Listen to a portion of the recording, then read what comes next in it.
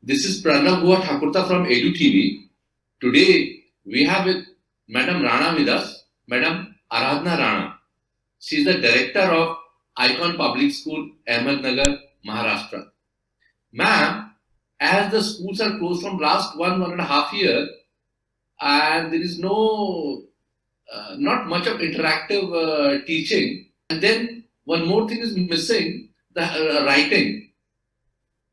There is no control of teachers on the students to teach them, to train them.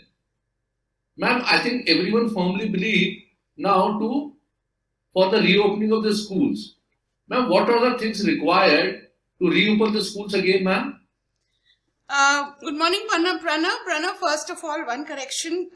Teaching really never stopped. I'll tell you why. Because I'll give you an example of my school. Since the past 1.5 years, there's been total interactive teaching.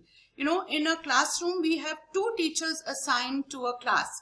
One teacher just teaches, and the second one is the observer who handles, any glitches, the attendance and all that. So with this, the teacher who's teaching is totally concentrating on teaching. It's very, very interactive. Secondly, we are using this extra marks platform where the teacher's teaching on the smart board. So it is exactly as per the class teaching. So as far as teaching is concerned, there's been really no gap at all. Now, I don't say that we shouldn't reopen schools, because where the gap lies in writing, yes. But again, this 1.5 years, we have found different methods of, I think, teaching and learning in which writing doesn't come as a major part of it. So as a result, what is happening is, yes, students are not doing the traditional notebook work, writing, copying, all that thing. But the kind of projects they're doing, the kind of learning which is happening, they are doing. We are strictly following a flip learning system.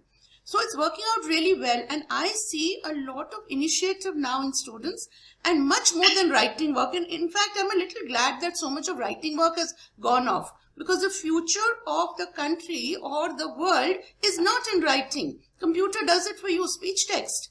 So these children are not going to live in a world where traditionally we used to write and make notes. When teachers ask them notebooks complete karo and submit the notebooks, it's redundant now. What they have to do is show us that they know and show us that they can apply the learning. So from that point of view, I would like to, tell everybody that, we're making it seem a bit too bad. It's not like that.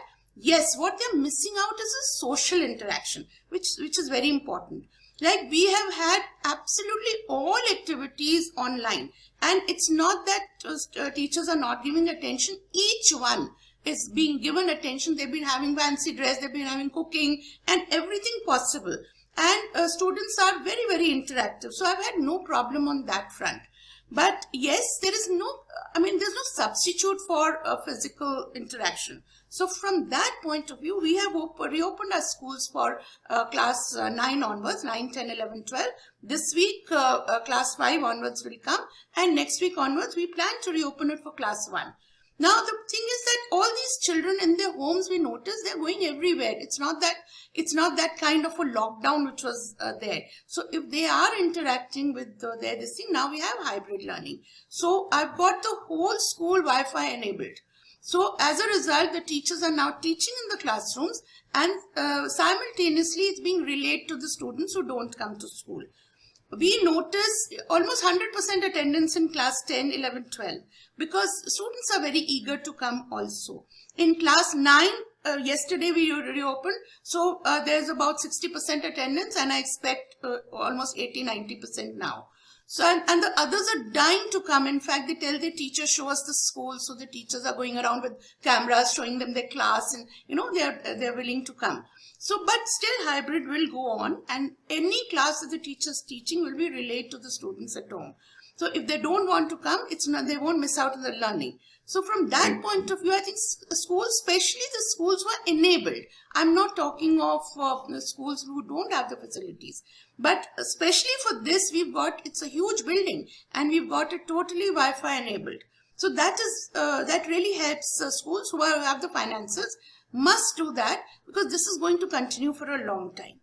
And from that point of view, I think reopening of schools should now happen, and let's see how it goes. I mean, we just can't keep waiting for the whole world to get clear of corona. We have to treat it as a way of life. Our students, 100%, they are wearing masks. They are, they themselves are very, very conscious. So all this period has taught them a lot. Thank you, Aradhana. Now we have Madam Deepika Sharma with us. She is the principal of Grand Columbus International School, Faridabad. Deepika, like parents are not very keen to send the students to schools. So how?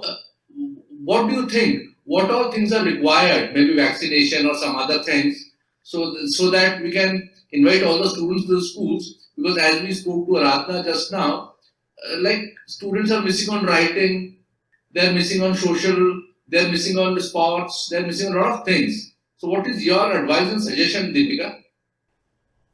So good morning to you, Prana. Good morning, Aradhana. It's nice hearing you. So I feel it's high time we open the schools. Right. And we've already opened up for 6 onwards. As of now, the response is mixed. I feel there has to be more dissemination of information regarding the reopening of schools. Not all children have adapted to learning methods, and in a country like India, where there has been deprivation of learning in a lot of places, a lot of schools have shut down, small ones. Children in interior have not really got any education because they could not afford online. We are not equipped as a country to give online education. Like in our country, last time also we spoke to you, we have got a huge digital divide. So Aradhana, if the schools don't open, what is going to happen? Those children who are unable to connect to internet and they don't have gadgets with them, or maybe they have one computer at home and there are 3 or 4 kids at home. Pranav, it is, the thing is that some things we can't help. I firmly believe that you should change what you can and accept what you can't. So, I've really no solution for that as such. But yes, so many NGOs are working.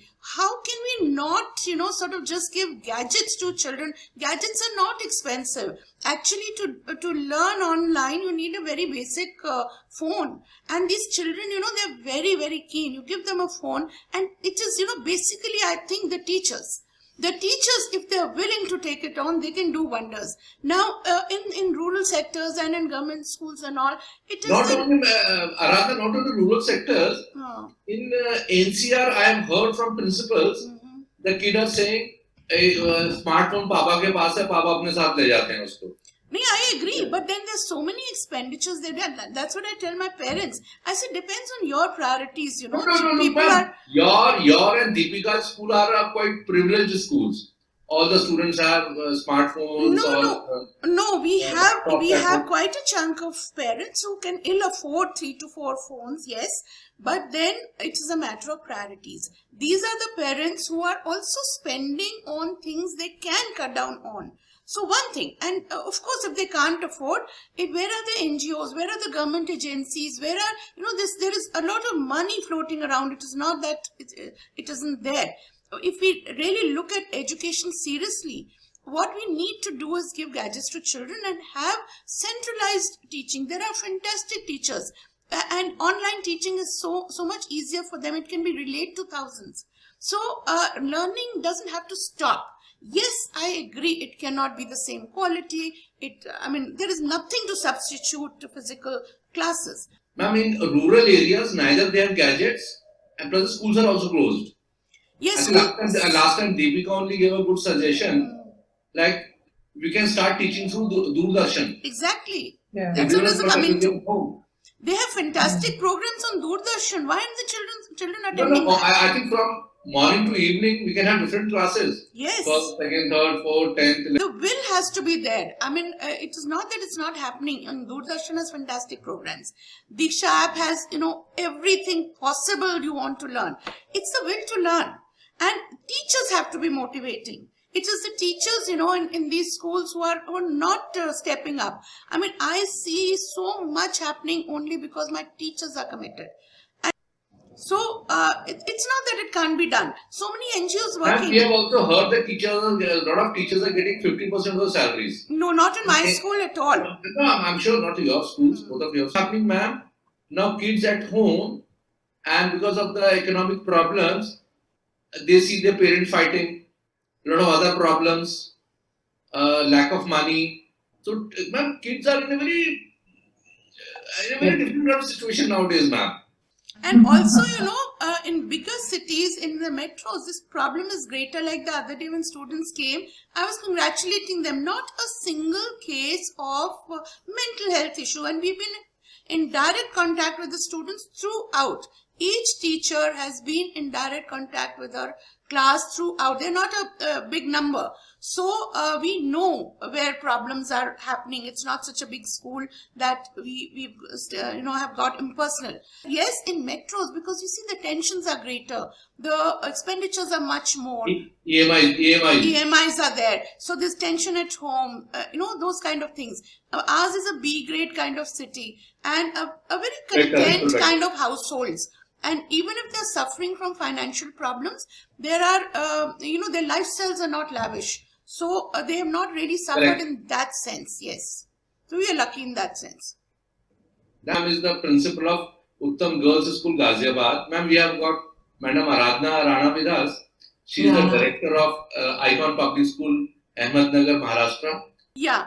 When we reopen immediately, now we know there are small windows available to us. It can shut down anytime. So as soon as school reopens, the main thrust is on practicals, on experiential learning, on sports or interactive activities, so that we finish off with all that. And then like Sharmila said, otherwise teaching can go on. So we are now much, much better prepared than we were, last March, April.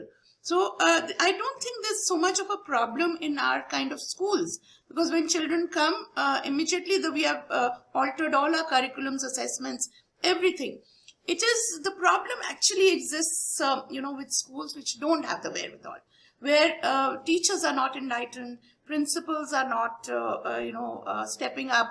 Those are the schools. In our kind of schools, really not much of a problem there. All three principals sitting here, and they're all voicing the same kind of thoughts. So there's really nothing very untowards, and we are very, very prepared for the eventuality of it shutting down again also. Yeah. Now systems are in place. Pranav, yesterday in school, I just stood for half an hour just seeing children play on the play field. It was such a treat. I felt like that giant and children's story where the children had gone away and suddenly children came back into his garden. It was such a lovely feeling seeing them. We also miss them. And for us also, it's really lovely having them back to school. Aradhana ma'am, do you have all your children in school or 50% strength? Are you rostering it? How are you doing it? Our 10th, 11th, 12th, practically almost 98% attendance, except for a couple of them who live a bit far and cannot manage the transport. But our 9th and downwards, still very good attendance. It's a small city. So, what do you need? I wanted to know, what are your guidelines? The government, I don't know, but eventually we have put it open for all, because our classrooms are huge and we can afford this distancing even with the, say, 70% attendance.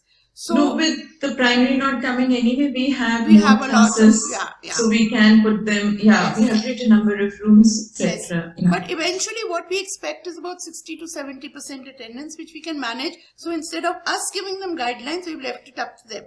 So if about 60-70% comes, it's okay. If 100% come, we just divide them and put them into classrooms. So we welcome everybody every day, but depends on their parents. Right. We have not set any deadlines. Some will not get in the metros, Metros, yes. We will not get it because the parents would be not willing to send. There are more apprehensions and Here commuting distances are not much. So parents can come and leave, children come on cycles or the scooters. So it's pretty convenient. There are no commuting problems. So that is why smaller cities are more comfortable with this. Pranav, this year, strangely, our admissions have increased quite a bit. Okay. because there was so much interactive teaching going on. People saw. So this year we are seeing a spurt in admissions. Okay. Yeah. In Haryana, what Deepika was telling, it reduced. Yeah. Overall, yes, but school-wise, like in our school, this year has been a very, very good year for admissions. And Sharmila, for nursery admissions, how's the traffic there in Ghaziabad?